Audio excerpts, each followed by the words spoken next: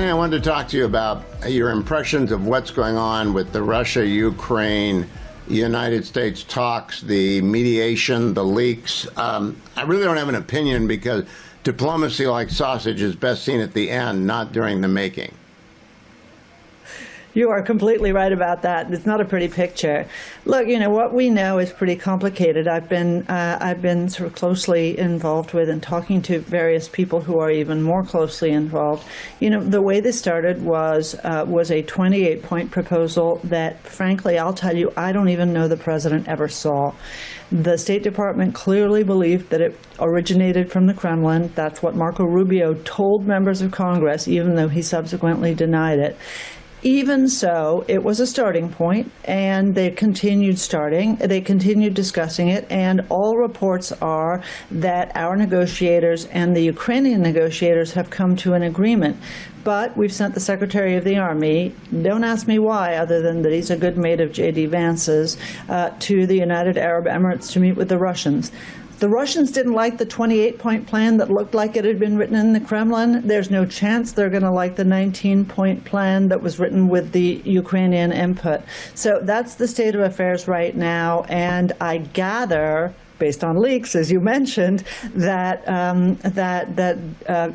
Vladimir Putin is going to try and call the president at some point this week to try to make his case.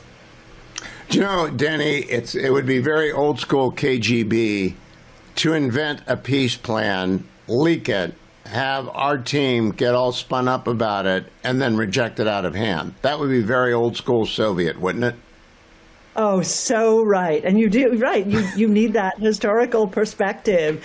This is exactly the stuff of sort of cloak and dagger 1960s films and frankly, KGB operations. And of course, we know that Vladimir Putin is a veteran of that world. So it wouldn't surprise me one bit that it happened exactly as you described. I think the biggest question here is, who is the dupe?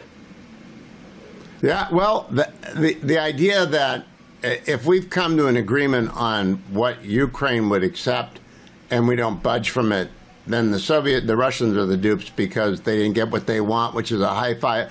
I would guess they would want another fight between Zelensky and Trump, right? They would want to be able to telegraph to their people a Western alliance that is fraying. But if that's not what's happened, then they lose. But then they'll have deniability because we don't know where the 28 points came from. It's kind of a weird spy meets spy from Mad Magazine days.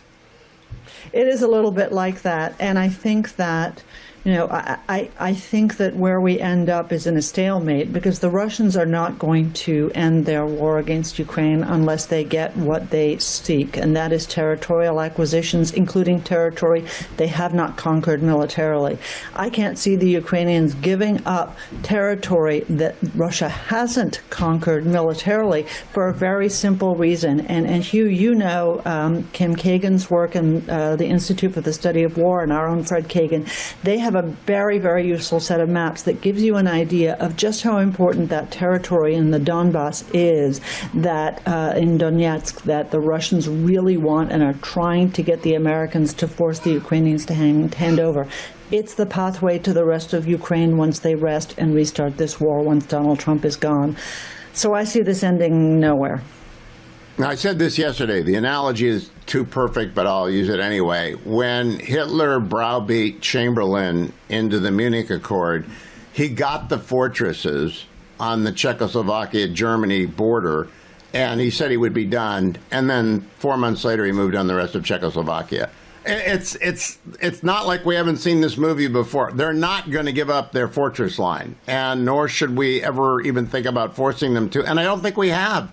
I don't think we would do that. Not this team. Not Marco Rubio. I don't believe it. I hope you're right.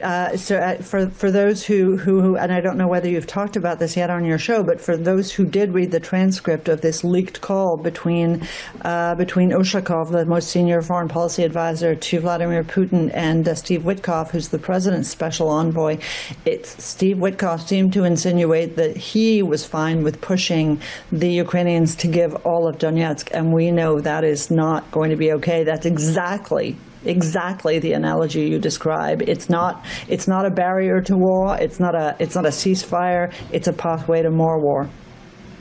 Danny, on a bigger, larger question, I'm going to talk about this in the second hour.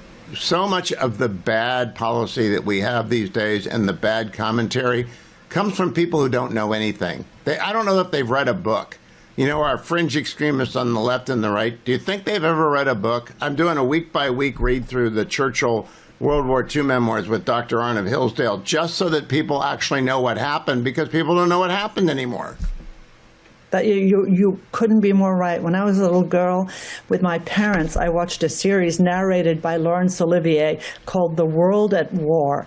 And, it was one of the things that informed my interest in history, but it also gives you a sense of perspective. If you are constantly surprised by how our enemies and our adversaries act, if you don't know how appeasement works, if you don't know how tyrants like Hitler, like Putin, like Khamenei, like Xi Jinping, if you don't know how they work, then of course you're going to be taken in by them. And that includes, whether it's on the left, whether it's the Mamdanis of this world or it's the Tucker Carlsons of this world. It doesn't matter. If you don't know anything, you're a sucker. You're a sucker waiting to be taken. And that's why, boy, those statistics out of UC, California, San Diego about math were so stunning. I bet they're worse on history, Danny. Don't you think they're worse on history? Are you kidding? Did you see, Hugh, the interview with an Israeli influencer was entering Canada, and he said they asked him why he was there. He said he was going to meet with Holocaust survivors, and the guy said, "What's that?" I didn't see that. I'm not surprised. I'm saddened, but I didn't see it. For full shows, live and on demand, it's Salem News Channel.